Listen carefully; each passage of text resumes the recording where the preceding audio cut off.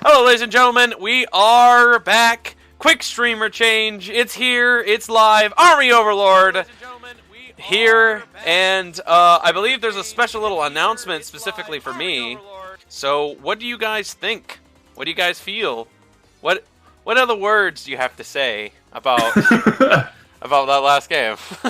I can think of a lot of words, but the first thing that comes to mind is the pleasure to be here casting with Mr. I Don't Need My Alt himself, Army Overlord. No.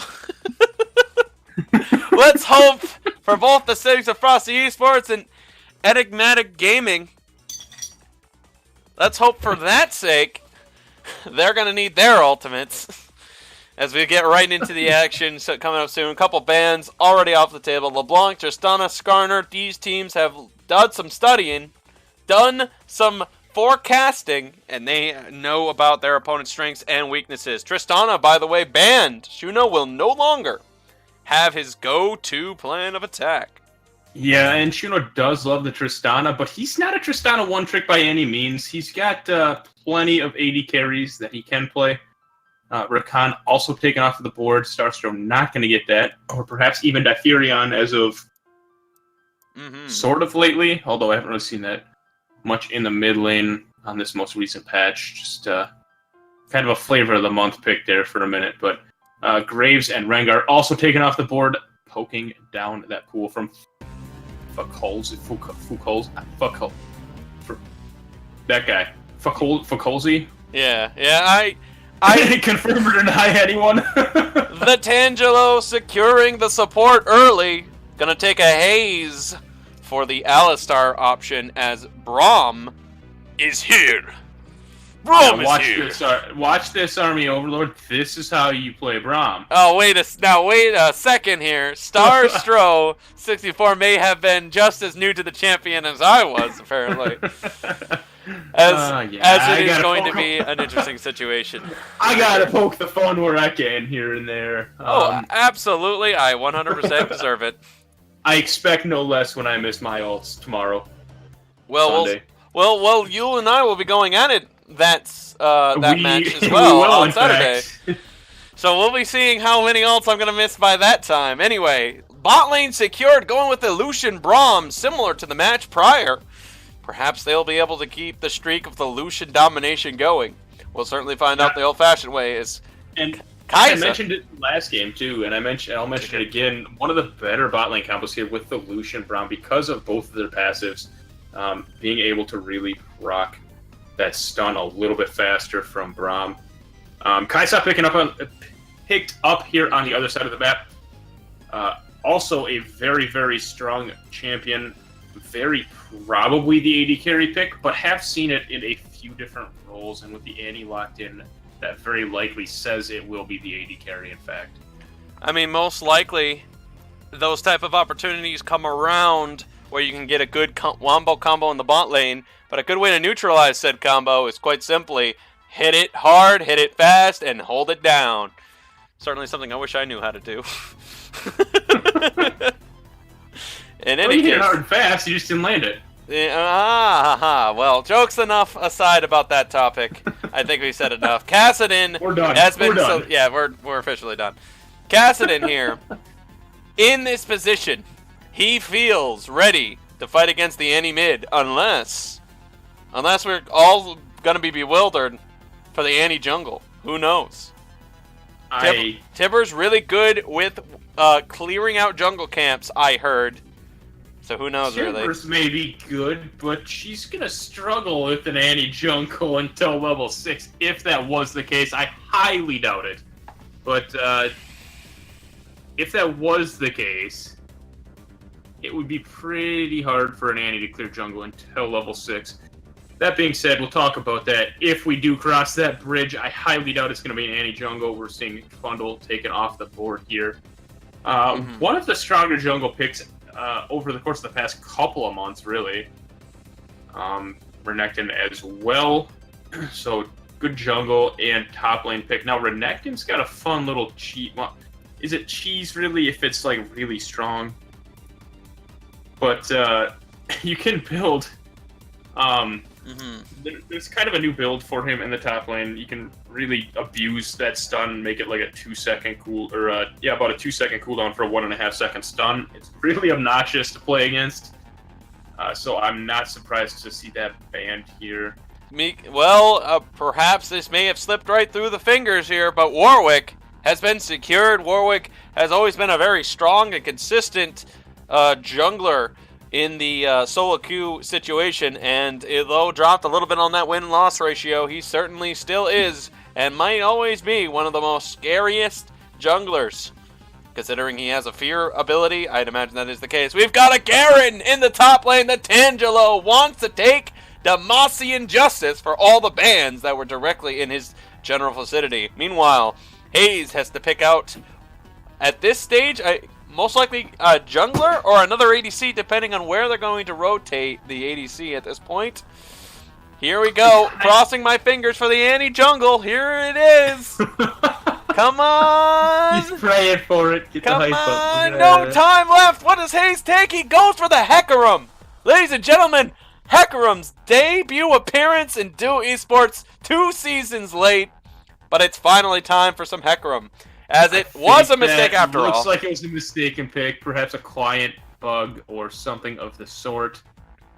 It'll be a momentary re-fixing of the situation here, as both sides will be getting themselves ready. So it won't be it'll be a very brief intermission to try to figure out what the heck just happened. Be right back, folks. We won't be very long of a wait, maybe just a few moments or a minute. Oh, whoa, or maybe longer. Be right back, guys.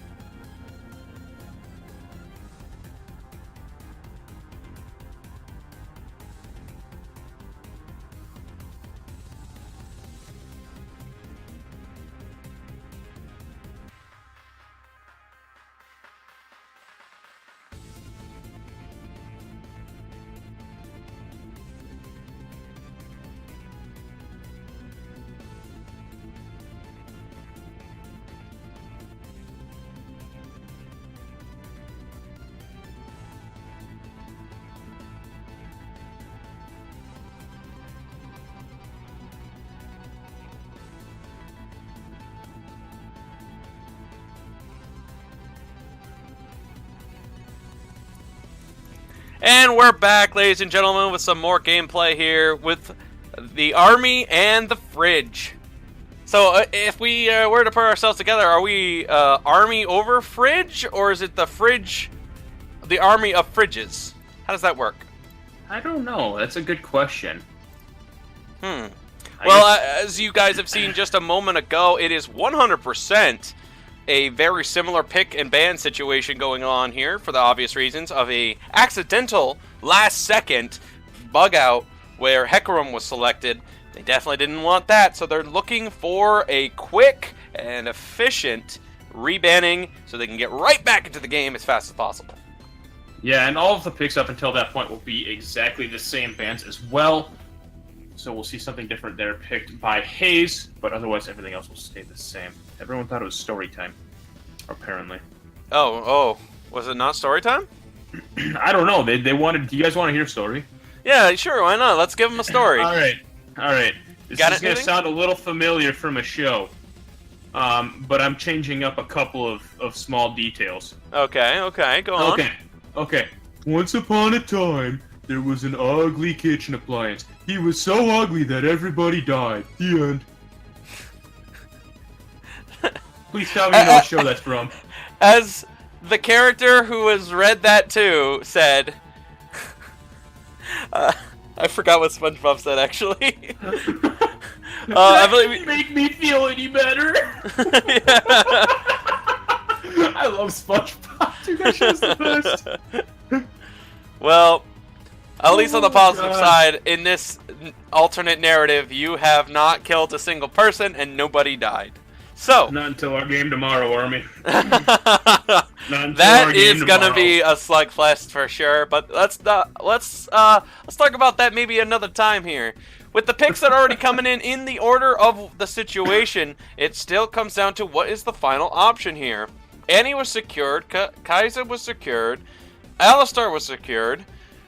They go with Garen at the top. What's the final option for Hayes here? They need a jungler or another ADC. Tell you, it's not Hecarim.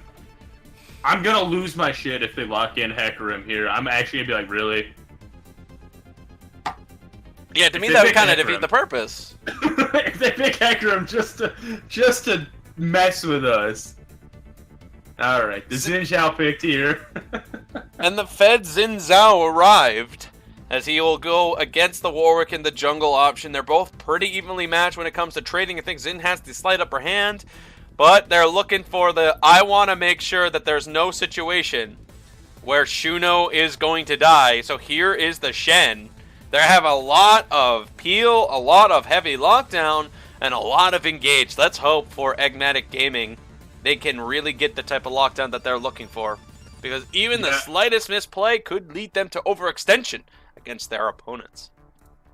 Yeah, and there's a lot of additional tanky stats that Braum can give Shuno here on this Lucian pick. And as you mentioned, the worst case scenario, they have a Shen. Or maybe even the best case scenario, you never know.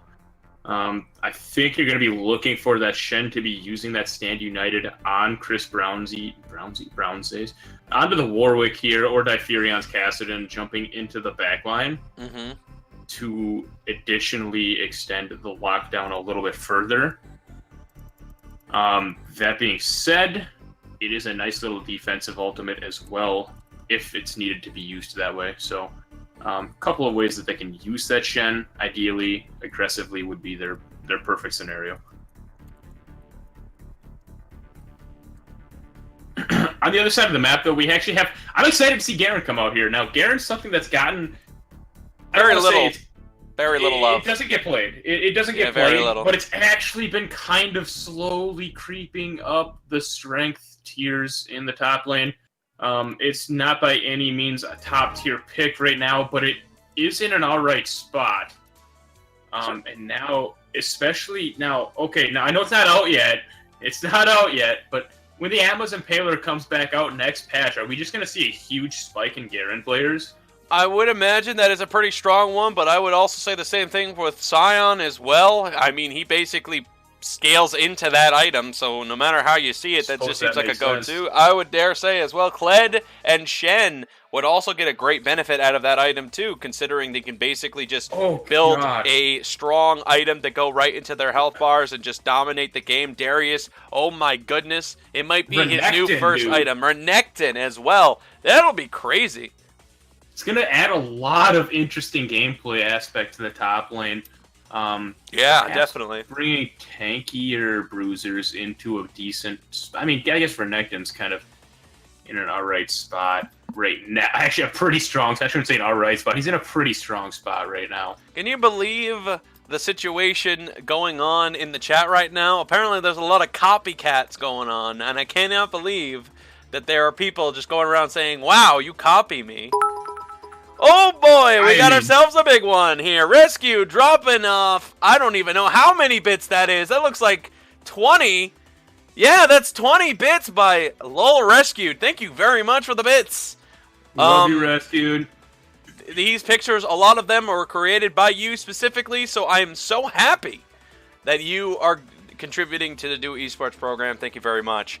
So, what's the situation with bot lane? What's the strengths, weaknesses? What do you think is going to be the big factor here? Can Garen beat Shen in top lane? Fred, you're a top lane expert. You've won a MVP in Season 2, and you were the top lane MVP in Season 1. What is the notion of this? Garen can certainly do well into the Shen pick. With that silence in specific, he's able to cancel that teleport or ultimate from Shen here, but... Not to mention his E, I believe, can also do damage through the taunt. So, yes, absolutely.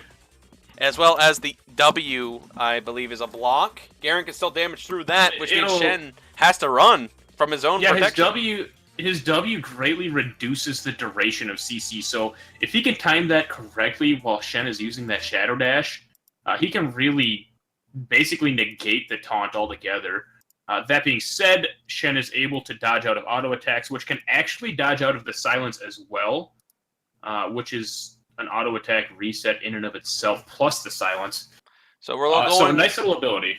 Right, so we're going right into the situation right now, and I gotta ask right off the bat, you think you're feeling pretty good about a Garen, he's going for the grass, but then you see the secondary and you're like, is that a precision? Is he going for a precision on the secondary? Well, my goodness, I've never seen anything quite like that. What kind of precision approach could a Garen get a lot of benefit out of here? What do you think? It's going to be actually kind of hard to say here. I suppose we could look it up on OPGG if we really wanted to. That's going to be hard to say just off the top of my head. I'm not entirely sure. I'm not sure either. I'm about as baffled as you are. We got in there so fast that the Nocturne Ultimate has been on a world record there. So we were in complete... The lights were off for so long. Now they're turned on. We're ready to get into the gameplay here. This is going to be a pretty interesting one. How does the synergizing work for the early and mid game for both Eggmatic and Frosty? Honestly, so far, Eggmatic Gaming's early game and mid game seem to be pretty good after week 1. They happen to be pretty dominant in their early game with the synergizing, the lockdown, the great planning. Looks to be something coming up of that nature pretty soon as Alistar's about to run into some company. They're heading right for that tri-bush. They're not going to stop for go or collect $200. Will this be a commitment? Hayes needs the CC to be missed. It will connect. That means it's going to be a tough one. He goes for taunt first. Hayes will get out of there. He manages to get out in time, and taunt for Night Show is definitely going to be really bad for the level 1 for him. And Chris Brownsy will end up taking a bunch of tower shots, not going to survive long enough. So he's going to have to back as well. What an incredibly dangerous strategic plan that did not exactly pay off too much for Eggmatic Gaming as they went for a very greedy situation. Nearly needed 2 more seconds to make that work, I'd say. You could argue that it wasn't the best, but at the same time, they burned away Hayes' flash. It's going to be a matter of can they do something with that. Night Show in the top lane is going to have a really, really rough start at this level 1, starting with that Shadow Dash, English hard, how to. Yeah, same. Shadow Dash not at all ideal on a Shen.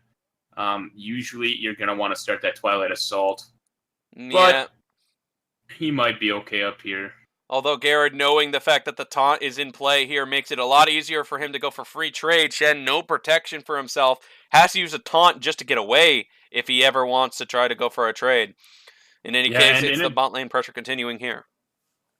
In addition to that extra damage he gets from the Grasp of the Undying in the top lane. Oh, very easy trades. Yeah, Tangelo here also gets it again. Extra damage from silence. Extra damage from that silence as well. So he's actually getting some pretty solid trades here. Yeah. So far, level 1.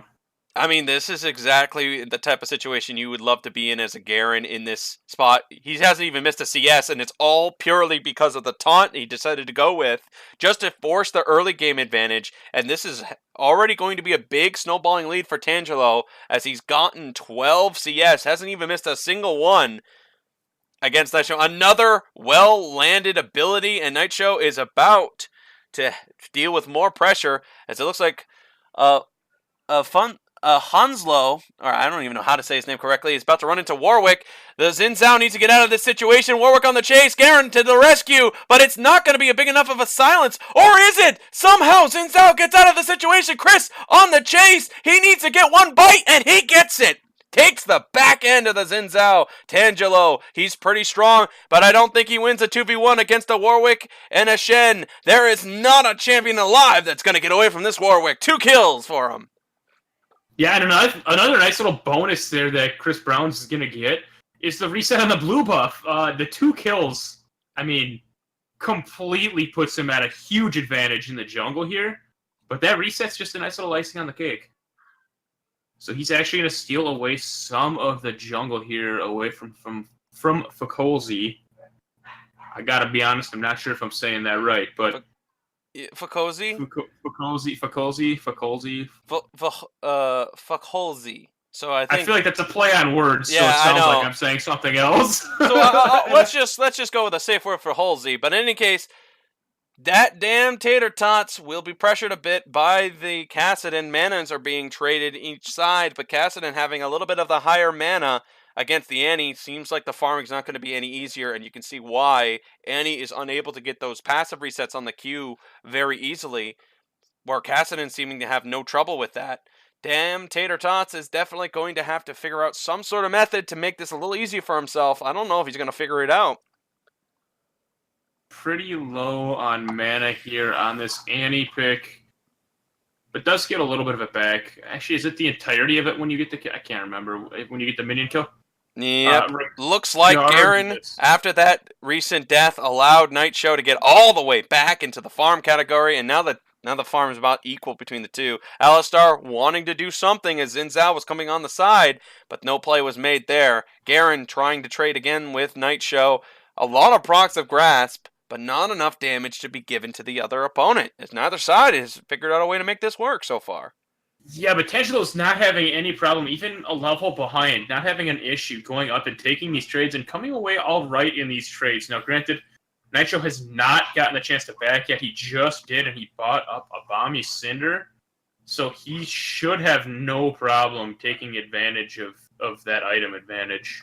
So, ultimate comes around for the Kassadin here. He manages to get a lucky ultimate on the play, gets enough damage to burst Annie, question mark. Is that the call here for Kassadin? Does he want to throw everything to get this kill? What do you think? I think it really, really depends on whether that stun is up from the Annie. Very, very low on the mana is Defurion. I think the safe play here is just push the wave and back up. But we'll see what he has planned. Of course, we see Chris Brown's here down, taking that dragon, soloing it. So you're going to want to keep that pressure up until that's done, but he's going to get ganked for it. Definitely a free Infernal Drake for sure. Kassadin and Annie are going to keep the fight going in that situation while Garen at the top side fought. It was a quick battle. They both all backed off, and Shen and Garen get back into their own sides of each one of the lanes here. 1 minute. The Tibbers gets the last hit on that mid laner. Meanwhile, Warwick chases after the Annie and gets the kill. Wow, that camera did not want to keep in with the action. Did you see any of that, friend? It was a little bit chaotic there. Very chaotic. In fact, the chaos has still continued. Chris trying to get out of the jungle as it looks like the Zin's on the chase. He's got the fear just in case, gets the Q, and he will escape. Garen on the side. He thinks he can get there in time, but that's not going to be the case. TP coming in. Garen, you might want to run back to your lane or do something. Annie and Garen now mid. TP online for Kassadin. This may be dangerous. Yes, he knows it and stops the TP. Yeah, so a little bit of chaos there happening. Not really much resulting from it. We saw at the very beginning of that Furion did drop to Tibbers, and Tater Tots managed to drop to Chris Brownsy on the Warwick. Mm-hmm. So 3-0 on this Warwick so far, plus about a 15 CS advantage. Very, very strong. Quick trade onto the Alistar, no reaction. Hayes nearly goes down. Shuno, I don't think plays a lot of Lucian, ran out of mana rather fast and was unable to get the quick kill on a free target, unfortunately, for Blaze. Meanwhile, it is going to be some quick fighting in action. Warwick has ultimate advantage in this fight, ends up getting thrown out. Chris did not even think for a second he was going to get away with that, so he turns tail and runs from the Xin Zhao despite having an ult advantage. Stun locked by Annie, does not connect the W, and that trade is still in the benefit for Kassadin here, as he is not seeming to have any troubles right now against the Annie. Yeah, I think actually Chris Brownsy ran there from the Xin Zhao because he saw an Annie roaming down, and that actually resulted in that eventual trade there from the Annie and Kassadin. Stun locked. Annie does not do that much damage as Kassadin is slowly realizing, and Annie is just taking trade after trade. This is clearly a difference between champions and damages. It's a lot of damage. Zanya's well timed. Forced it under the tower as well. Annie liking his opportunity, but Kassadin all comes off of cooldown. It's still going to be a gamble. Can that damn Tater Tots win that? It looks to be not the case. Warwick on the chase to mid side. It's going to be a high speed one. Chris trying to get around the flank, but Tibbers will get into the angle, and this will not be any plays at mid. Warwick did not have the play, but he certainly wanted it. Yeah, so that was actually really, really good use of Annie's Pyromania there. Dropping the Tibbers to stun Difurion under the tower. Make him take a couple tower shots, just drop out some extra damage, and it actually looked like Difurion was going to come away with the kill there up until that point, but really, really well played by Tater Tots to turn that one around. Mm-hmm. So Shen is behind the Garen for, as we obviously know why that reason is, because certain abilities. Warwick is now coming in. Xin Zhao to come to the rescue of the Garen. They just need the health bar drop low enough. No, it's not going to. Garen goes down fast, and it's Annie to the rescue for the Xin Zhao. I'm seeing a little bit of a pattern here. Xin Zhao goes down to the Q by Warwick, and now here comes another champion to help out the Annie. Oh, never mind. Not yet. Not yet. It would have been pretty funny, like everybody comes to the rescue and the next person's about to die. Well, Warwick looking really strong right now, and for obvious reasons. Every gank he's done in top lane's been successful. Oh, heavy lockdown worked really well. They're jumping right onto Shuno. This could be a big death for Shuno. He goes down for the first time in laning phase against his opponent. Really rare for him. This has never happened to him before, and now Shuno on the receiving end of a very strong Alice. Wow. Yeah, and actually Stand United was up there, so perhaps just not communicated well enough that it was needed, or maybe not enough attention to the minimap there from Niteshow. Mm-hmm. But this looks to be first tower down here in the bot lane. Oh, what an interesting combo. Annie's one more smack at Tibbers. He gets it. Great job by Tater Tots. That was a very interesting situation. I think he didn't even realize how much damage he did until after the fact. Drops the Tibbers shortly afterwards to get those autos off, and that was some good play. Meanwhile, the Warwick, very strong, trying to get that pressure, gets the fear on Xin Zhao, has each one doing the true damage onto the other. Warwick no longer likes the situation. Here comes Shen, ultimate by Shen coming in. Tots trying to get some damage off here. Warwick gets the kill on Xin Zhao. Annie now trying to get some damage. Oh, swing and a miss by Warwick. Ultimate by Garen takes him out, and that's a big swing for Garen. He gets a double kill. All right, so actually really, really well played there between Tater Tots and Tangelo. Faholzi was there at the very beginning of that. Did try to pick a fight that he had no business picking, but he knew he had backup and actually good reaction. Stun locked, and he knows, and there's no Tippers in the back pocket this time. Kassadin goes for a quick trade, and that damn Tater Tots, although was behind in the farm, now with the 2 kills, is really looking strong right now. As we take a look at the quick money amount changes, thanks to those 2 kills, Annie is ahead of the Kassadin, despite the farm differences, and Garen ahead of the Shen. Thanks to those 2 kills as well. It's a definite situation advantage as everyone on Enigmatic's side, excluding the Warwick, is behind Frosty Esports.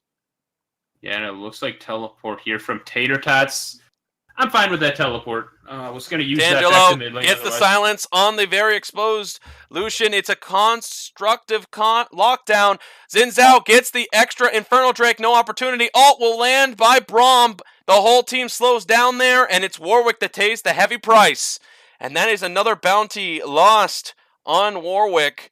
And it looks to be Frosty really showing the extra freeze on this very aggressive opponents they've got against here. They're showing a lot of good temperature control of the battle. Is what I was trying to go for a joke, but I messed up. Anyway, despite the really strong early game that it looked like Enigmatic was having here, Frosty has done a really, really good job of turning it around heading into the mid game here. And they actually find themselves with a bit of a gold lead when it looked like they were about to be shut down. Looks like they're having a heavy focus on that Herald. It's a good way to take advantage of more objectives here. The 80 carry goes topside. Might as well keep Aless's advantage in the back pocket. It's still a catch-up game for Shuno. It's still a big item advantage for the Kai'Sa, sorry. Yeah, and actually already with the Rage Blade completed here, on this Kai'Sa pick, Shuno still, actually, just as I'm in the middle of the sentence, finishing up the Blade of the Rune King. Mm-hmm. So we'll have an item to an item, but that Rage Blade, certainly a pretty strong power spike there for a Kai'Sa. This should be a good tower grab for the Frosty Esports team. They are already feeling real good right now, and they're going to feel a lot better if they can get a Kassadin. Xin Zhao nearly bringing him low enough. Garen is going to be jumped on. He will be slightly decreased in speed. The stun locks down Garen at half health bar. They're going to throw each other and start swinging at full might. Shen's all coming in. Kai'Sa gets a good combo. It's more damage going off here. The Kassadin gets taken out, but Alice is completely out of mana. The damages are all over the place, but it's Kai'Sa that comes out with a 4 at the end of the day with no deaths so far. Alistar's lockdown heavily helping.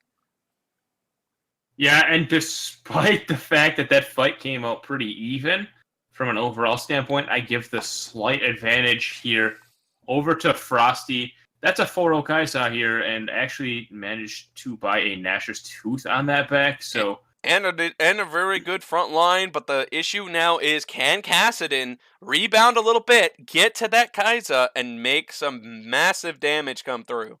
I'd say it's very possible, but with the Gnasher's Tooth now coming from this Kai'Sa, it's definitely going to be... Kasai. Wow, I think I got it backwards twice there. Well, LS is definitely having a good time. Kassadin gets stunned, locked down here. Here's some help. The W connects and lands. Big damage. Not enough damage, however. Alistar forces him away as Warwick stealing a very vital objective. It's kind of a small one as of right now, but it's the only one available. Takes the blue buff for free as Annie, spotting him out, is now running towards this objective. Damn, walks right into Warwick. Great prediction by Chris Brownsy. But can damn Tater Tots get away? It's a tough situation. Reinforcements coming in, and it's a quick W. Gunshot at the distance to take out the Annie, as that works really well in Enigmatic's advantage. Lots of lack of rotation going on here, as Alistar's going on to the rescue here. Garen's on the shove at mid. They gotta take that tower and maybe rotate back to mid. I think that might be the good call. Alistar trying to rip the tower down. He gets the lockout here. Kassadin trying to get away. He needs one stun. No, he doesn't. Kai'Sa takes him out again. 5 kills now. And Xin Zhao trying to get away from the Braum does successfully do so. The Herald used mid. They're going to get a lot of towers out of this. And it will be Garen damaging and taking out the tower, while Xin Zhao looking for some more trouble on the play. Yeah, so overall, great trade there in favor of Frosty Esports. They gave up their top turret, but they get the mid tier 2 and the bot tier 2 out of that. With Garen's damage is true damage onto Shuno, who has the last kill and is the villain in this story, ladies and gentlemen. Can this be too much for Shuno? At this time, this is the perfect type of villain for Frosty, because if Garen can get on to Shuno, get rid of him off the map fast, that is one of the big damage dealers removed from the game. Definitely going to I have to be don't know careful. if Shuno's that much of a villain. He's a pretty cool guy. I agree with you. No mana. So this is a defenseless AD carry. Going to have a silence come into the nick of time. Can Warwick get any more pressure? It looks to be a lot of reinforcements coming in. Tangelo notices more help coming in as well, and pressures it back a bit, and it's going to be Enigmatic retreating off of a play. Unfortunately, that was a massive bounty that could have went to someone, but Chris Brownsy could not commit enough resources to it and didn't want to. Hayes pressuring on to the Kassadin. Yeah, they committed a lot to that bot lane, and actually Dragon not up there for like 20 seconds. Diffurion is his name. Never going to get easier. It's only going to get harder from here. Just like in this game right now. Yeah.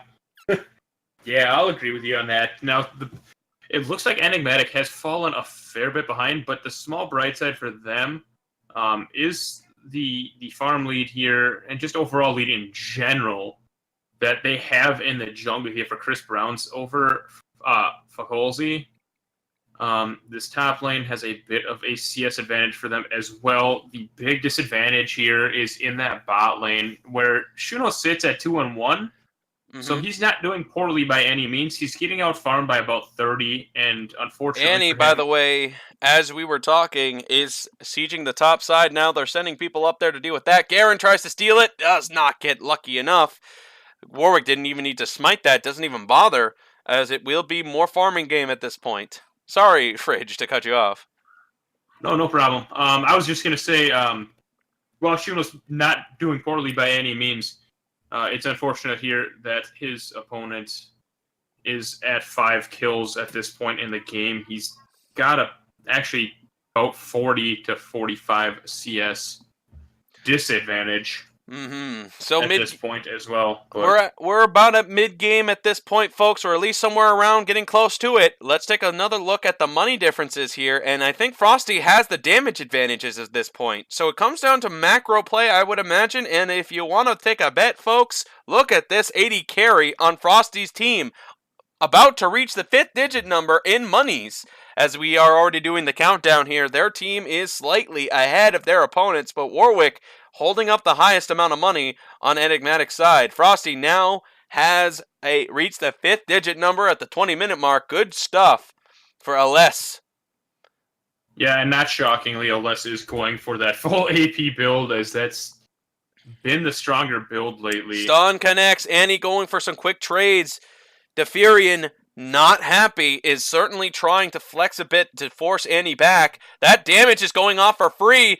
Annie does not have a stun, uses it, swing and a miss, and Kassadin's going back to the farm game. No situation going on there as the pressure continues. It's a heavy fight in between light trades. Shen has ultimate, so that's why he backed off there to get some more items. Still, the tower top is beginning to be pushed in. Shen coming over to deal with Annie. No, wait a second. He's heading back over towards the top side. Tower goes down. Frosty manages to make the rotation look really nice here, as it is no wards currently for Enigmatic on the Baron, except for one. Yeah, that's a little bit unfortunate for Enigmatic. Warwick activates a W. Sorry again, Fridge, for this. Stun was not connected somehow. Warwick will chase after the Annie. The stun will not come back up again. And Bronzy with a very well-timed and lucky, I have to say, position. But because Warwick went there, the Baron will now go over towards Frosty. Perhaps a mispositioning by Warwick's part, but it is a quick and easy objective take for the advantage of Frosty Esports. Yeah, and that was actually excellent timing on the Jaws of the Beast there from Chris Brown's Warwick. Actually able to follow Tater Tots' flash and pick up the kill because of it without having to burn any summoners of his own. That being said, wrong place, wrong time, unfortunately for him, as the rest of the team here from Frosty goes over to that Baron, grabs that. Here we up, go. and now Hayes they're wanted to gonna have make an engage. Pressure stops him with the quick Q. And it's Starstro that does what he needs to do to stop that engage from happening. Tangelo absolutely wants to get right to that Lucian as soon as possible, but Warwick is a threat. Will Garen make a rotation to go for Garen just for the fact that Warwick is now the villain? That's a good question when it comes to this team fight. They're already starting the quick siege. That tower's falling fast. Here comes a fear. Garen going right for the Warwick. It's a heavy knock-up. Quick and easy kill. An ultimate on to Warwick takes him down. Enigmatic is getting completely bewildered by this heavy engage by Frosty Esports. The damages are starting to come through, and Night Show will end up being taken out as well. This could be Frosty Esports' victory, and this may be a huge shock to a lot of the fans of Enigmatic who are feeling quite confident earlier in the match. Perhaps this may be a little bit of karma in his own right for Shuno as he ends up taking down Garen on the chase. Tangelo going right after Dafurin. It's a quick and fast Nexus double grab. They're beating the tar out of it, and it's over, ladies and gentlemen. 23 victory for the Frosty Esports as the clutch, overwhelming amount of damage comes through fast. Yeah, and Enigmatic looked like they were going to pull away with that game. They had a really, really strong early game, but from the overall team play standpoint, it really looked like Frosty was all on the same page going into the mid-game, and they played that mid-game so well and managed to end this game relatively early here at the 23-minute mark. Definitely a lot of awesome gameplay we certainly saw today. We have not seen Frosty Sports looking this well coordinated, but they definitely hit the right buttons, and they hit them real proper and real fast. Let's take a look at the damage charts real fast to see how much control of the game Frosty ended up producing from the amount of damage. Well, it certainly didn't feel like it at first for Annie. When you saw a couple of those Qs and Ws, you thought Annie wasn't going to do that much damage, but when they came around to it, the burst did not lie. Most damage on the chart for Annie. Yeah, and that is actually a little bit surprising because every time the camera did go over there, it looked underwhelming. Now, with Tibbers up, I mean, Tibbers did do quite a lot of damage. Absolutely, allowing, I think, 3 kills to have happened in the game because of the Tibbers alone doing the last smack of damage necessary. Yeah, absolutely. It's Alesso. Alesslo. Alesslo. Thank you very much, Air Force Dave. I'm so sorry. It's less slow. I'm sorry. Yeah, my fault. AD Carry definitely had a great game, though. Absolutely awesome performance out of that one. Let's take a look at the Vision score and the Ward's place. Always got to talk about that one. I know Shuno cares a lot about it, and so do I. Oh my goodness, the Ward's place by that Kasai. Kaisa. You can do it. I can do it. I'll do it one day. Has gotten 2 wards placed, and if I'm a betting man, that's got to be 0 control wards purchased. Let's take a look, and yes, of course, 0 control wards purchased. 11 by the jungler. Really impressive in this game, as the wards were definitely in the favor of their team.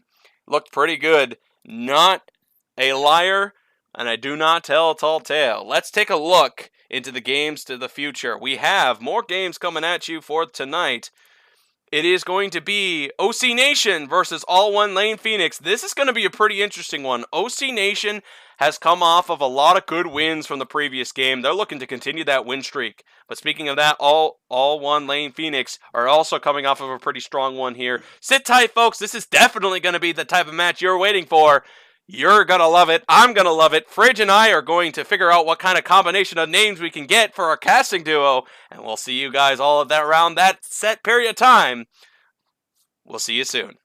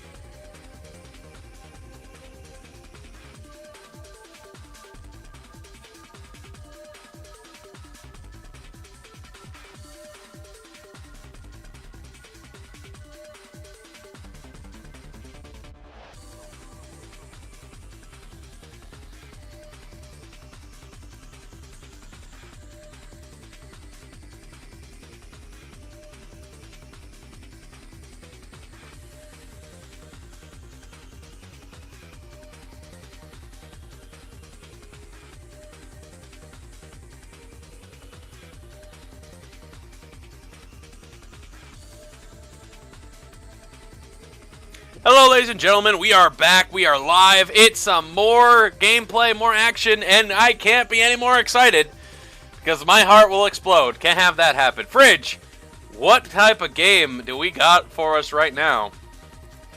Well, this game we got OC Nation going up against AOL Phoenix. Should be a pretty exciting matchup. Both teams had really, really strong week ones. So we are in for a treat here in this one, I think. I agree. Let's see how much of a treat we're going to get, because this is honestly going to be a very exciting and high-impact action that is definitely going to be overwhelming the screen at every moment. I would imagine lots of heavy plays and a lot of awesome gameplay to go through this. No doubt in my mind, no question in my heart. This is going to be a good one, folks. I hope you're ready. Absolutely, and as we go through these bans here, Trundle and Darius both taken off of the board here by OC Nation. Aurelia so far has been banned from AOL. Just waiting on that second ban here from AOL. Should be coming out, and it's Cassiopeia. Quokka's not going to be getting that comfort. Now, the other thing is, this could be an Aurelia ban against Quokka's as well, because that's been something played in the mid lane a little bit over the course of the past few patches as well. Definitely not a champion with a small learning curve, but one of the stronger champions in the game once you get a good feel for her, so not surprised to see that taken away from somebody that mains her. Orianna also taken off of the board here from OC Nation, so that's the first 3 bans off the board. Orianna, actually one of the strongest mid lane team fighters in the game, if not the strongest. Honestly, just the shockwave in and of itself is enough to turn a team fight around, but also has shielding for her teammates as well as quite a lot of damage. You never really like to see an Orianna, and when you do get that opportunity, Orianna is a dangerous, dangerous threat that can be overwhelmingly annoying to deal with. It's almost the type of champion that can work with just about any comp you could ever imagine. Yasuo comp, Vayne comp, Vayne and Nasus comp, a comp where Amumu is top lane. Orianna can win it. That doesn't hurt. Nobody plays Amumu top. Well, if I remember correctly, on the stats chart here, you officially won MVP from playing Amumu top. Is that correct? I have no idea what you're... I don't understand the question. Well, we'll certainly get around to it at some point. No issues, no problems, no situations to worry or deal with. Big play here, feeling confident in this top lane, grabbing up the Kled right away, not caring what he's going to be going against. And on the other side of the map, the Morgana grabbed up could go to Spike or Nezumi. More than likely Nezumi, but definitely a flex pick that could go in a couple of different roles here. And Blight locking in the Ezreal, also a bit of a flex pick, but very likely going to Hero. Hero loves that Ezreal pick. So, another big question here is, how much domination is this going to be for Xin Zhao, and how much is it going to be for Kled? You know, I was expecting a little bit more of a Warwick. You have a Kled in the top lane. Warwick synergizes really well with the Kled. Firing like a wolf cannon is never a wrong thing in my eyes. But I don't know. Whatever they're going to come up with, we'll certainly have to figure it out and wait for it as it comes across the way. But speaking of that, OC is not really going with their starting lineup as of last week. They're going with a much different crew, and Killjoy was having a bit of struggle in the last game. They were not having a good time in that bot lane, but they did manage to win the game against my boys in Roasted Black Pepper. They held on strong, and they kept to their guns, and they managed to win with some strong competition. Can they do it without these guys? I don't know how that's going to work out. What do you think?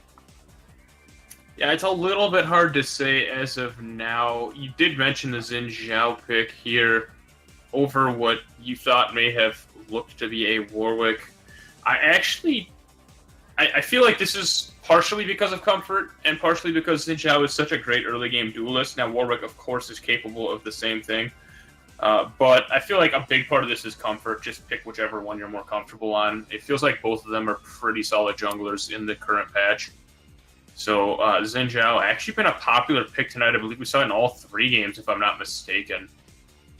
I know. Seems to be the hot hand for sure. Really strong jungler as of late. Great ability to get instantly onto a target, knock him up, get some good damage in. It's a strong champion. So far, hasn't been having a good record, excluding the fact that it's about 1-for-1 so far. 1 loss, 1 victory. Is this going to be a continuation of that said thing is the next point. Is it going to be more of that, or is it going to be less of it? What do you think? Well, one thing that I definitely like here is you're going to have that Morgana's spell shield to stop someone from being knocked up or insert whatever CC they come up with on their last couple picks into that slot. But you also have the Lux to snare away anyone running at them. Of course, Kled running in with his charge ability would have to be timed really, really well on the lockdown portion of it to be able to stop it. But it's still possible. Here it looks like Blight is gonna get possibly that Graves that he loves so very much, and it is in fact locked in. Wow.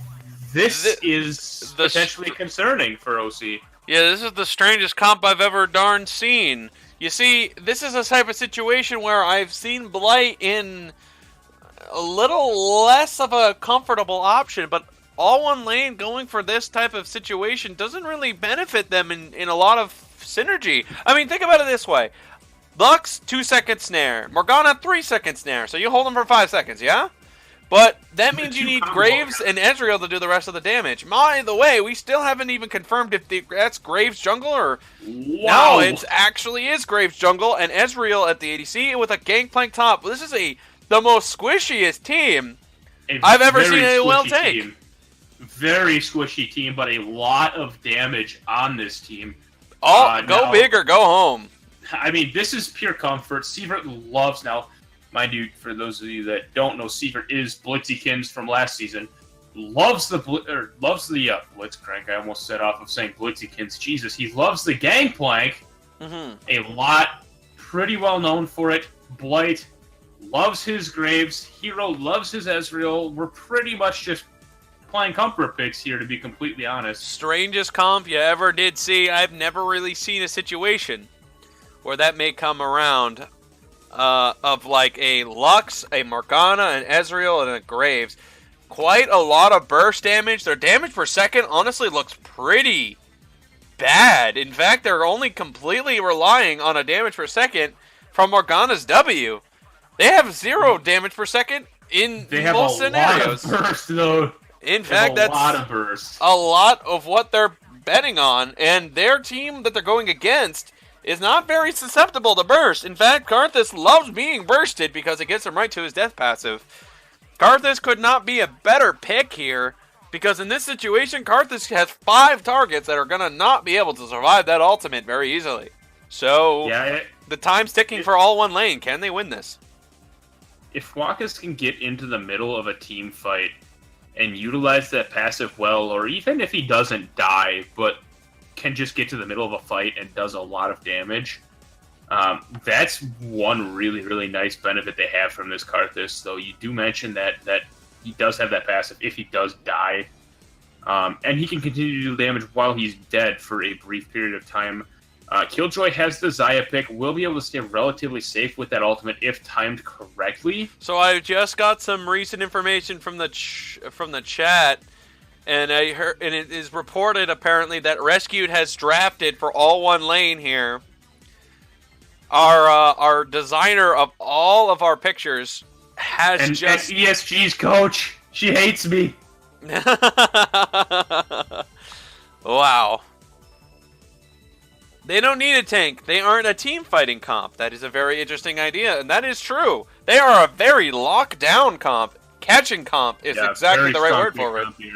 Very strong pick comp here. How would they handle a 5v5 situation? Because it's obvious. even if you do lock them down, if they're standing together, they're going to hold out. Lots of poke, lots of damage, a lot of burst, too. Is it too much to survive through? I mean, it's going to kind of depend on what sort of a fight they're going to get. Now, you're going to, like actually, Ressi did mention, it's not really fully a team fight comp. You're looking for a pick here. You can combine a couple of snares here between the Lux and Morgana, and really, by the time you're able to even move, you're dead. If you can land that CC.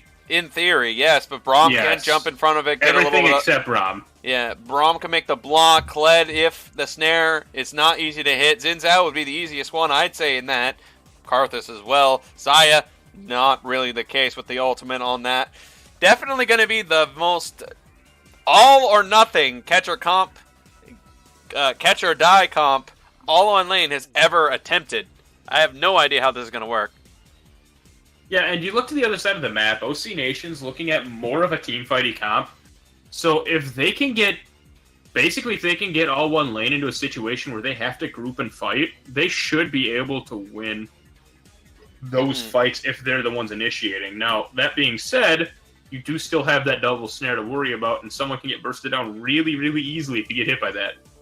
So it's not something that's necessarily just an auto win if you're engaging the fight, because of that solid disengage pick that they can get with it anyways. But it is definitely going to be their best bet in a team fight if they can get what they're looking for in it anyways.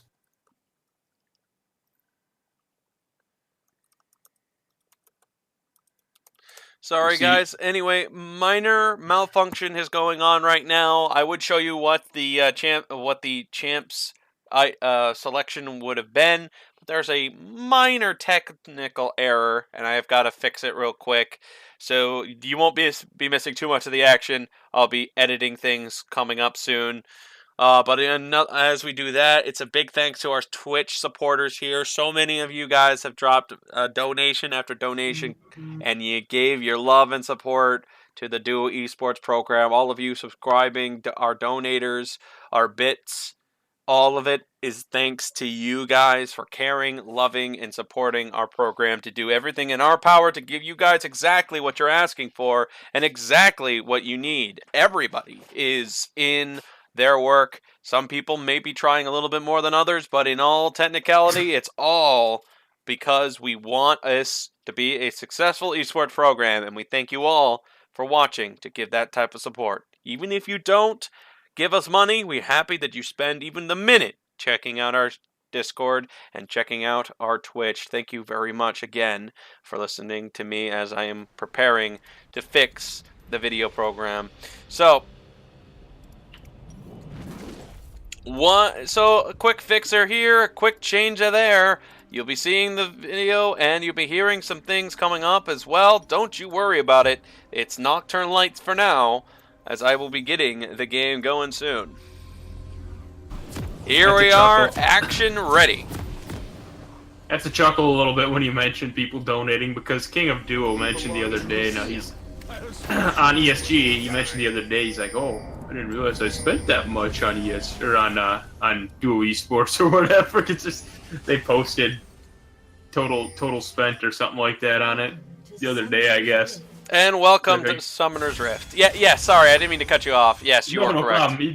It was just funny because he just like, I had no clue I spent that much. It's like he had no grasp of how much he put into it or anything like that. You put the extra money in there. We thank you very much for it. So look at little interesting invade strategies going on both sides of the map here. It is both the sides of AOL and their opponents, OCN, making their invades. Well, at least I would be saying it for OC Nation, but they're just kind of sitting in the bush at this point. I wonder if they're expecting a quick ward price. Yeah, I bet they were expecting an invade of some sort there, but even their opponents are expecting some sort of bait and switch, so they're just making a retreat from the same way they came from. Interesting vision cone strategy, as neither side decides to steal the buffs from the other. A little bit of an odd level one there, just getting a little bit of vision here from AOL, and I guess it kind of just looked like OC was defending their jungle, specifically that blue buff that Super Swims is starting at here. Very possibly going buff to buff. Mm-hmm. But that being said, oh, actually, Karthus. Oh, I see. Easily. I see what's going on. Easily lowering the health bar of Spike. So Spike, I think, is mostly used as a top laner, only plays mid lane every so often, so maybe they do not have their mid laner for today. That could be a big thing, and all one lane losing this might be a possibility based off of that. Spike is mostly known as a tanky top laning choice. Oh, that damage would have been enough to kill him, but the barrier comes up for Spike to save his life. What an oppressive Karthus as he easily takes advantage of the lane. Yeah, and Spike, a little bit of a rough early game here. Huacas landing those single target lay wastes, allowing them to do some extra damage here onto Spike. Not having a very fun time here in this mid lane. Surprised to see him not back, but Lands. Killjoy is taking some harassment from the dual combo of an Ezreal and a Morgana, a very strong poke laning comp, versus Isaiah Braum, very good at locking down their opponents. Yeah, and actually both of these junglers took the exact same path. It was their own blue buff to scuttle to the opponent's red, another meeting. Here we go, Spike getting jumped, uses the flash to defend himself. Blight trying to come to the rescue. The damage is not as much as Blight thinks. He's taking Q shots from Karthus. The damages are flying all over the map, and Karthus, trying to predict the positioning of Lux, does not manage to get the Qs to land, but he still has that advantage. Karthus changes, by the way, have been crazy strong. I don't know if you noticed that.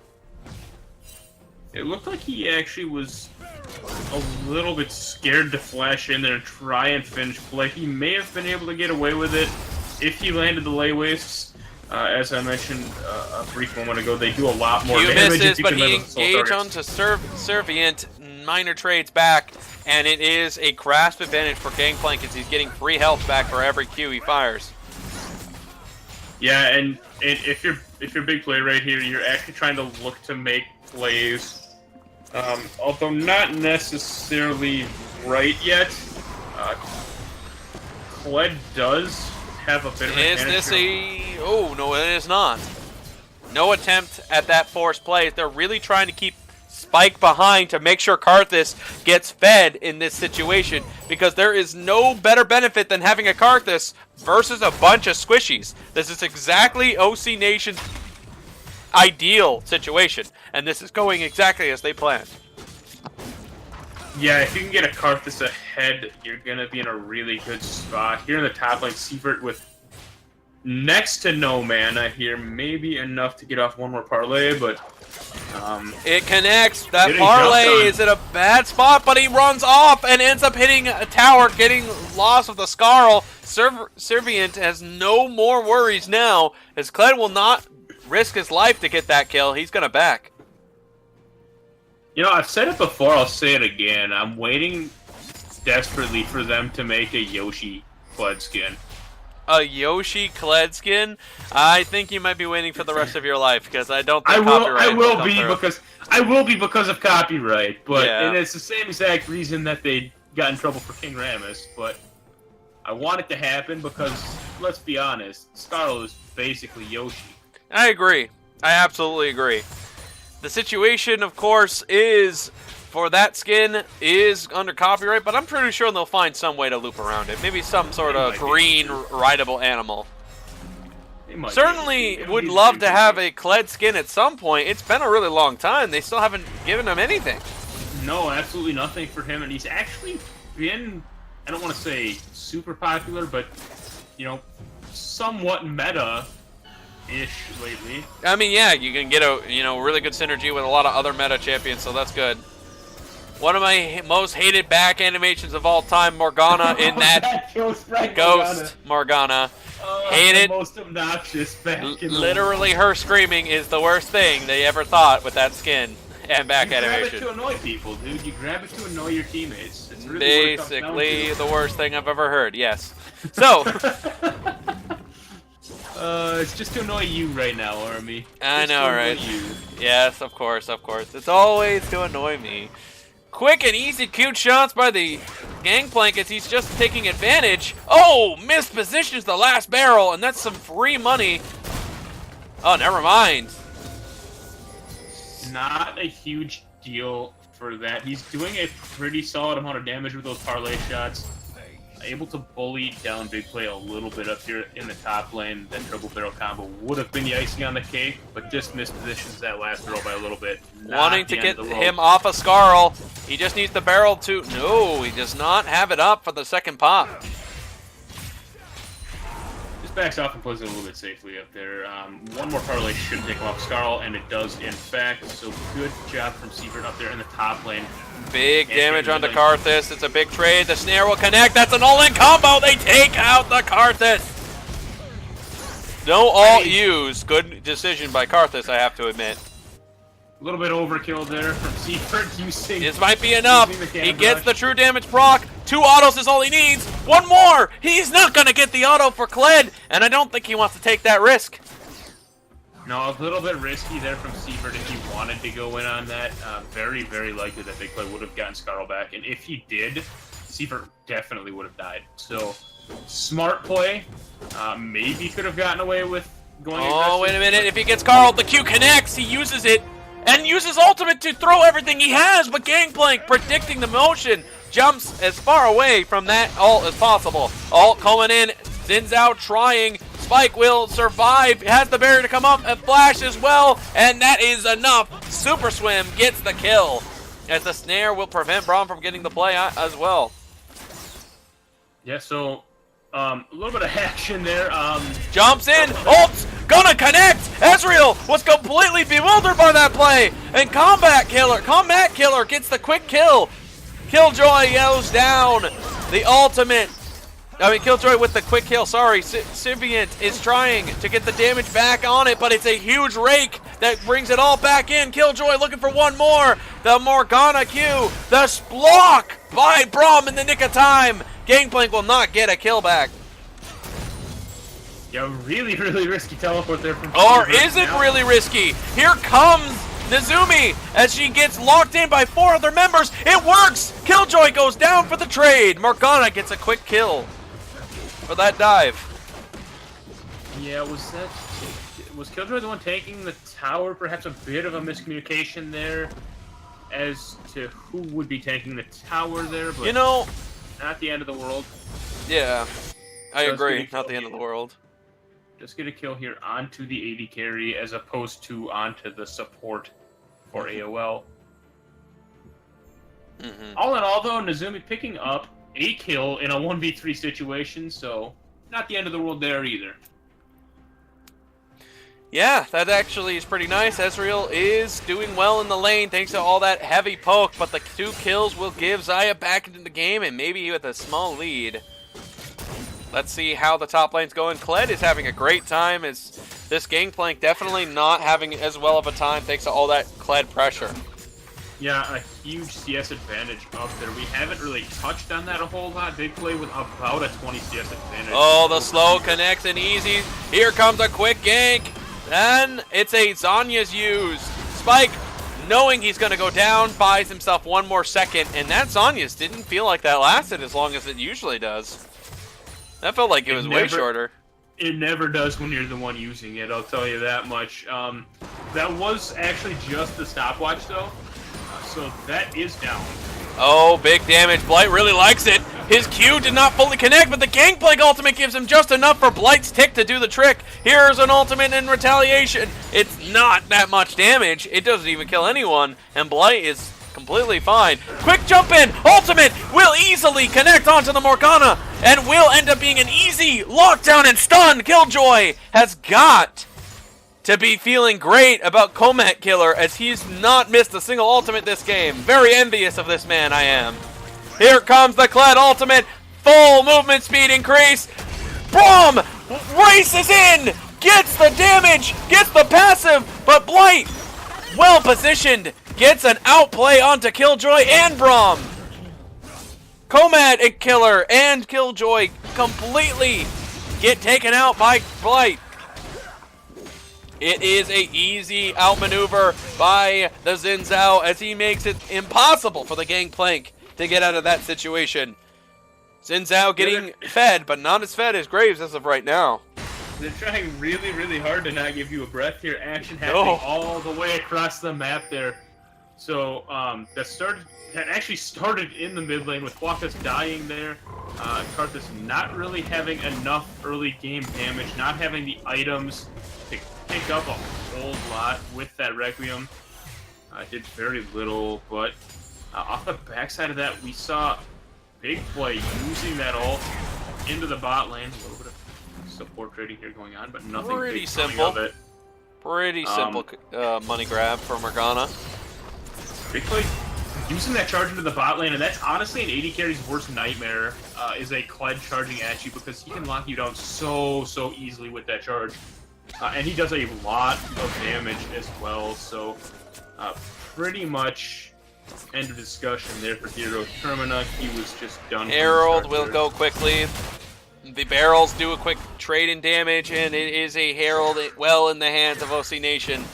As the game is as tied as it's ever going to be, and there's a main reason why it's so tied. Ezreal, Hero Termina, having a great time in the bot lane with the farm category as the trades are going well. Each dive has backfired horribly against them, because that means it is a good kill percentage for him, but Hero's not really missing too much. Quick jump in, and Komet misses the Q for the first time on that jump up. Yeah, and the interesting thing is it's pretty solid. I mean, a pretty solid CS advantage here for Hero, but you do have the 3 kills here on the Killjoy Xayah. And on the opposite side of the map, actually, Sievert's gotten a little bit closer here in this CS. Is about 10 behind still, but was a little bit more not long ago. So, good job from Sievert evening that up a little bit here. And once he finishes that Triforce, he'll have no problem. You know, speaking of evening, right? Speaking of evening it up, it appears Lux has done the same thing in the mid lane too. You can see that despite the overwhelmingly amount of pressure that Spike had to deal with on multiple occasions, didn't have to deal with it that time. Spell Shield comes up, will end up canceling one ability out, but not enough to reduce all the damage from it. Xayah gets a quick kill again, and this bot lane is struggling from multiple gank attempts. They see it coming, or do they?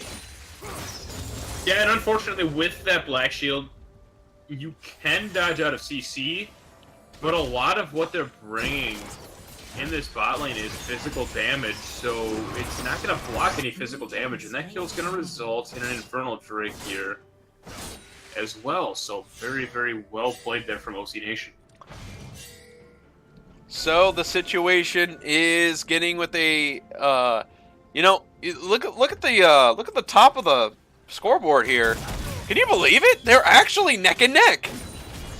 Absolutely dead even. Less than 100 gold separates the two teams. Is an aggressive trade here from Big Play, but does miss that bear trap and just backs away. Gonna come down to kills for sure, but I don't know where it's gonna be. You know, for all one lane's catching comp strategy, they haven't really done a lot of catching or comping or strategy, as it seems like they're just kind of going here or there and defending against repeated ganks. I think the big part of their big comp that they're running here is going to come in this mid game. We're starting up. Oh, right now. Another easy play and Kled ultimate just to guarantee it. Well, a little bit overkill on that charge there, but without a doubt, just to secure that kill, they drop Herald here in the top lane, and they will pick up first tower with it. Well played there from OC. Nice snare down there by Killjoy. And they're going to keep pushing up here in this top lane, going to quite possibly even take 2 towers off of this. We see Spike coming up here, will use that ultimate, but it's not going to do a lot. No longer is this a tied game. This is now an advantage to OC Nation. Let's see what All One Lane does about that. And it can turn from dead even to a 2k gold advantage in the blink of an eye, just like that. 1 kill on that top side of the map results in 2 turrets, including one of them being first turret. So that's actually really, really huge for OC Nation. Great use of their Rift Herald off the backside of the kill onto Sievert. I find this actually kind of interesting. The gets the Q to land, gets the snare back. Blight is going to try to fight against the Karthus. He's certainly going to regret that immediately. Blight's now very low. Ultimate to come up as well. That is too much damage. Too much damage. Blight goes down. Started doing damage. Yes, he did. And my goodness, Blight is definitely making a big misread there, as he was not expecting such a sudden gank to happen. I shouldn't say it's so surprising, but like a lot of damage. Like Spike was at relatively full health there, and that health bar is based almost entirely off of Quackus's Requiem. So lost almost half of that health bar from just a Karthus ultimate. Wow. Little bit scary here going into the mid to late game, and that's, I mean, 1-2-4 on Karthus. At this stage, you fire an ultimate, and you might as well kiss goodbye their chances of survivability for all one lane. Their squishy is easily making this so much easier for OC Nation, as the Karthus is exactly where he wants to be. He needs just a little bit more items to go, and he'll be almost one-shotting everybody with ultimate. Great blue buff steal that from Super Slims. Looks like they're gonna try to back out from this fight here. Looks like too many ults on cooldown for them to feel comfortable in this situation. Charge is just now coming back for big play here, but Requiem still has a little bit to go. Super Swims did just get the cooldown from Crescent Guard up, so ults just coming back up here from OC Nation, and now we're going to be expecting them to look for a fight if they can get the one they're looking for anyways. I would think it would be a good and well-advised idea. Still comes down to how they can execute it. They've got their execution going well so far. Every time this Braum goes for a play, it's been working really nicely for him. Yeah, and actually, Killjoy is extremely strong here. Now, granted, he is behind by a little bit of CS. That CS lead has not gotten any bigger for heroes, so it's kind of the same thing you look at with overall gold leads, where you get later into the game and they don't necessarily... A 1k gold lead means a lot more at 10 minutes than it means at 30 minutes, kind of thing. It's kind of a similar situation. If he can keep that CS lead from growing any further from here... One ability goes off, so does another, holding each other down to make sure that no one can make a play off of it. And this is still in the well advantage of OC Nation. Q connects onto Hero Termina, but no play to follow as they don't want to go for the dive. Like looking in the mid lane again, but Quackus is used to that. So far this game. I can't believe that. The Luxalt damage massively taking down the Karthus health bar, but it's not low enough. They're backing off right away as Gangplank shows up, dropping the barrel, gets some big damage onto Killjoy.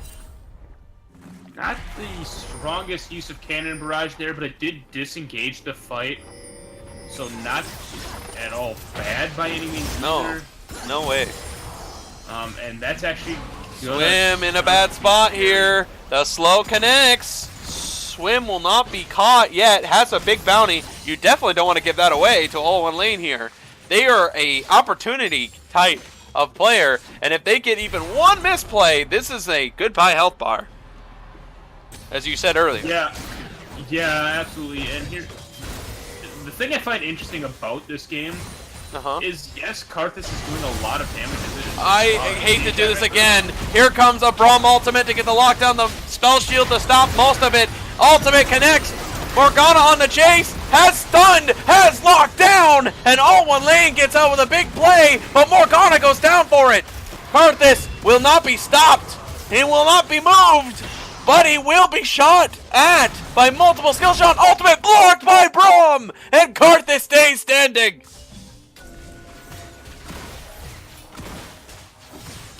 Okay, so a little bit of action there.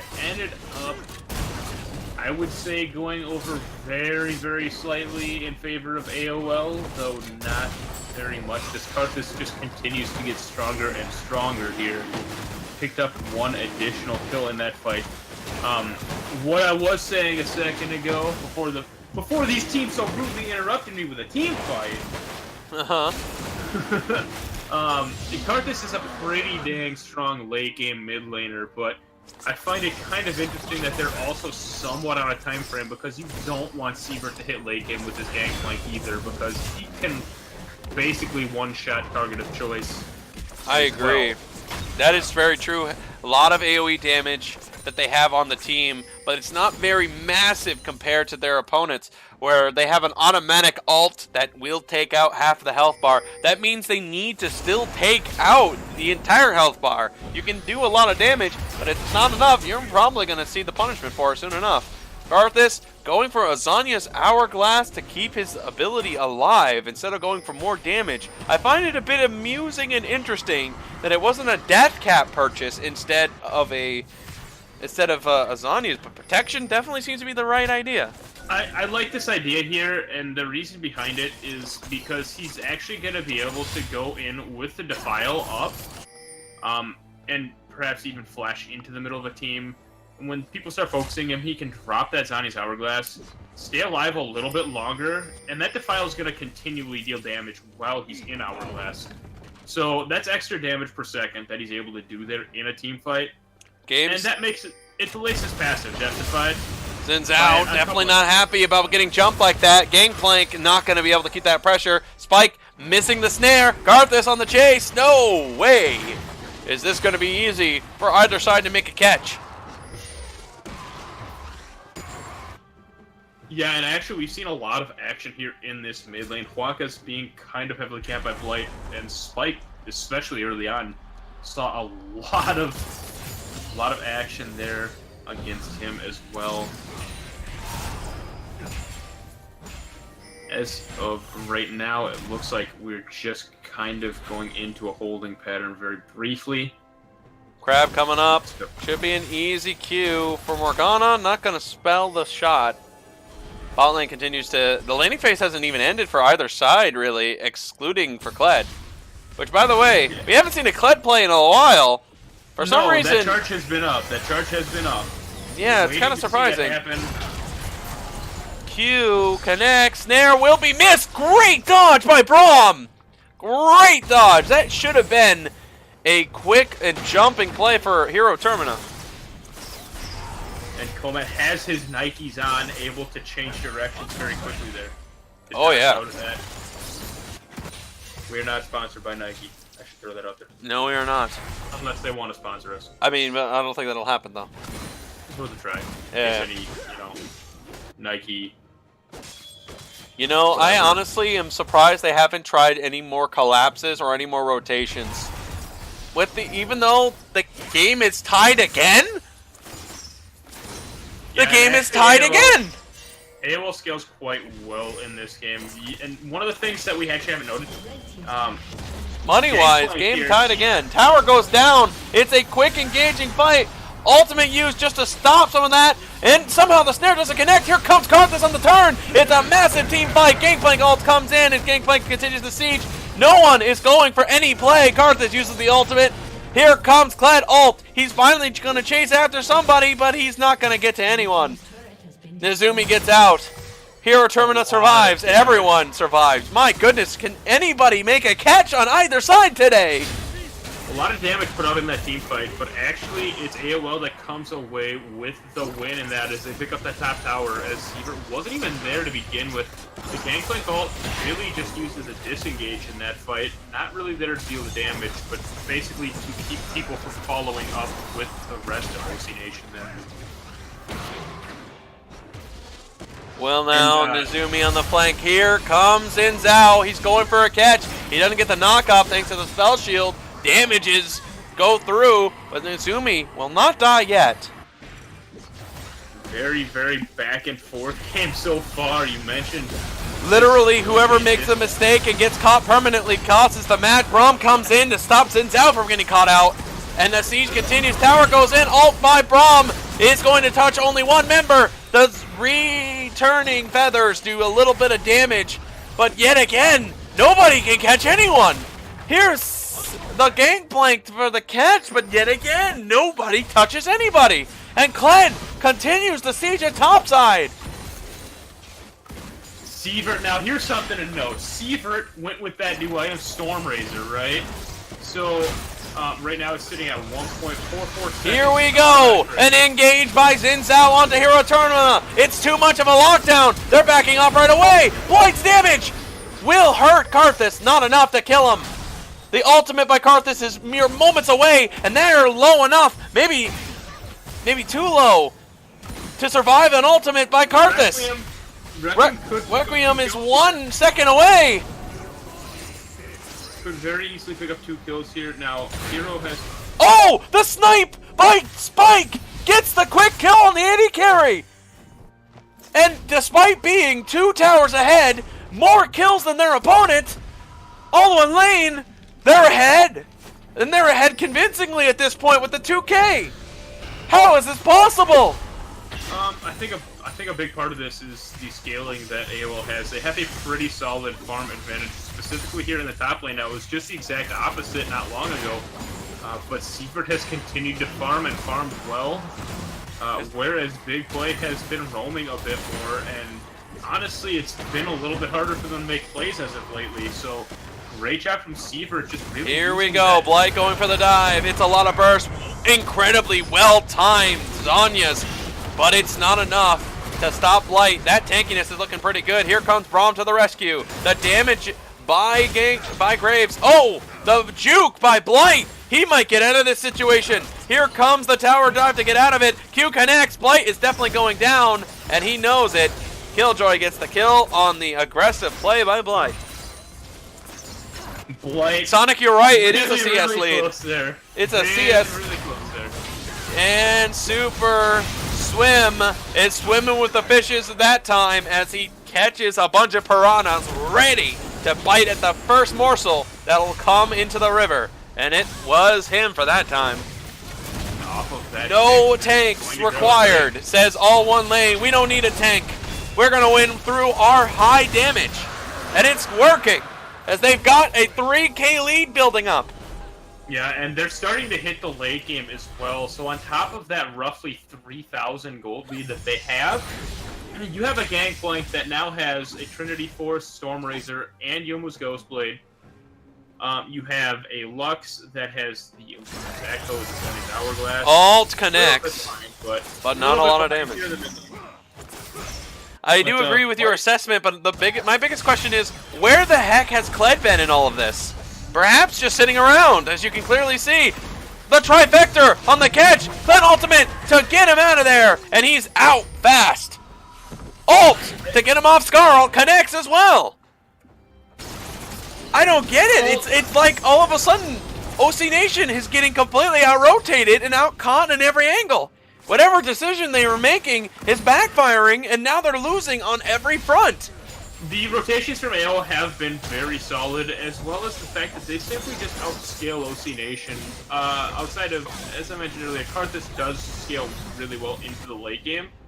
But you're looking at an Ezreal starting to hit late game here. Late game. A Gangplank starting to hit late game here. Specifically those two. And honestly, just that double snare as well is a nice little added bonus. So Karthus looking for a catch. This is a team fight advantage that they're waiting for. Ultimate connects, multiple targets out of position. Braum cannot seem to get to anybody at this point. Nezumi activates the ultimate. Kled on the chase. Here comes Gangplank from behind. Braum gets caught out and killed by Blight. It's going to be Karthus that gets overwhelmed on the damage and locked out. All of a sudden, OC Nation are on the run. Massive amount of damage from the ultimate. Half of them are at health bars that are at half. And Killjoy on the retreat. Super trying to get out of this situation. Kled not on Skarl, doesn't want to fight, and how could you blame him? Here comes Blight to catch out Super. Swim is desperately squeezing out. The damages by Kled was not going to be enough, and the almost ace by all one lane to take out 4 members on a 1-4 trade advantage. This is working, and it's working really well with the 6K lead now. No tanks required. Hashtag no tanks required in the chat, folks. And it looks like they're going to grab up the inhib here relatively freely, and Sievert. Here we go. Engaged by... It's not going to matter what the damage was that. Hero, calm down, buddy. Calm down. Ho, ho, ho, ho. Even the Steris gauge wasn't enough to block that much damage. The rotations are working, and all one lane have taken complete advantage of their opponent's inability to lock them down and hold them out. Yeah, and the only thing that I have to say against Hero Termina this game is that he picked a bad skin. No, I'm not gonna give you this one, Army. I don't like that. I mean, alright, okay, alright. No, I'll back you up. I'll back you up, actually. I changed my stance. I'll back you up. It's not that great. My stance. Yeah. But overall, really, like, on a serious note, great game from him so far. Absolutely. Great game in general. OC Nation is almost completely shocked that they're losing this match at this point. They have to be completely bewildered at why their opponents, despite being no tanks, are winning in every encounter they're looking for. Yeah, and OC Nation looks to be in a situation where they can take over for their fight happening. Scatter shot comes in. Here comes the damage. Blight is a massive tank. He kills the 80 carry with no issue. Here he's going right for the Kled. Blight, damage, lots of it. Gets a double kill. From damage, lots of it. It's a triple kill. Tenzao gets taken out.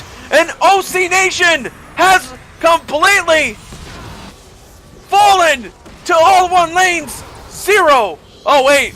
Last second kill by Karthus as the passive goes away. This is the end of the game, I'd imagine. It may be the end of the game. I don't think it quite is here, though. Honestly, well, they're shoving it fast. They're gonna try. Quite possibly saved the game. They're gonna try. Here we go. Both Nexuses are falling really fast. Gangplank does too much damage. Burst damage coming in. The auto's coming through. The Nexus is popping fast, and that'll do it, folks. All one lane. Hashtag no tanks required wins the match with a 10k gold lead.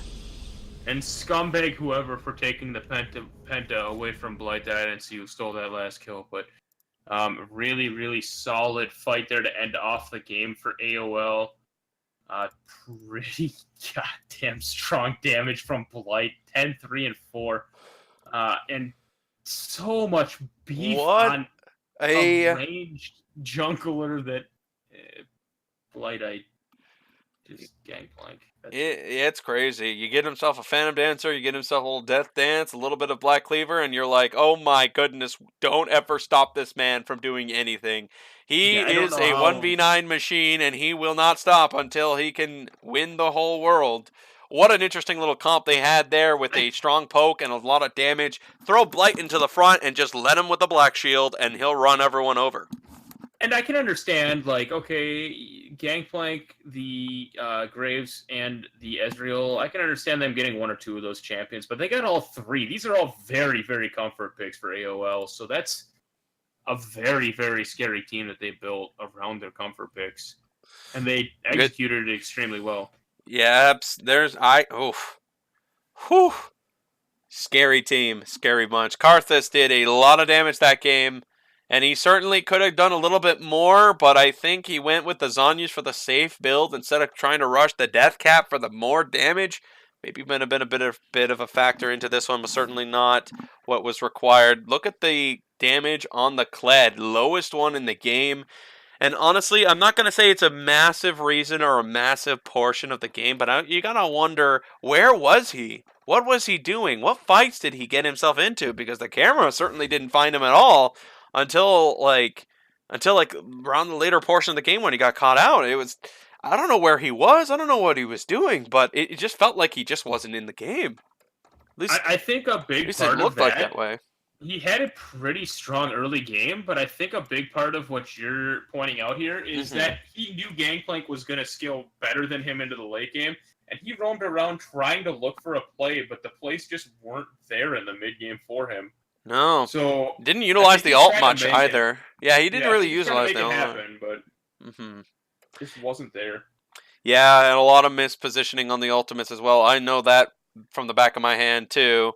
But I love how much of the effectiveness Braum certainly got out of this game. He definitely was really great with his ultimate connections. He certainly was doing a really great job. I got to take maybe a pro tip from him later. But in any case, speaking of Ward's place, look at the 66 on the vision score by the Morgana, looking really good. Nice job spending the extra effort to do such a nice extra thing, extra work, extra effort. You love seeing that all the time from a support, and it looks like Morgana definitely got the right stuff for that. Let's take a look at the control wards on the final topic here. Braum bought 0 control wards. With a vision score higher than his top laning opponent, Braum bought 0 control wards. The support bought 0 control wards. I cannot believe that I just said that in a sentence. You know, I gotta say one last thing. Braum also was in every game too with Xin Zhao, and it seems like yes, that is correct. I believe we did see him every game. Yeah, it's interesting. I feel like they have some sort of synergy. I just don't know what it is. Well, I think that should just about cover it for the time being, folks. Thank you very much for watching so far. Let's talk about what's going to be coming up soon. You see in the tomorrow's games to come. Naughty Nets versus Aether Esports. And the rivalry match, Eskimos in all one lane, of course, gonna happen as well. But then there's the match that you guys cannot forget after this one. I mean, before this one.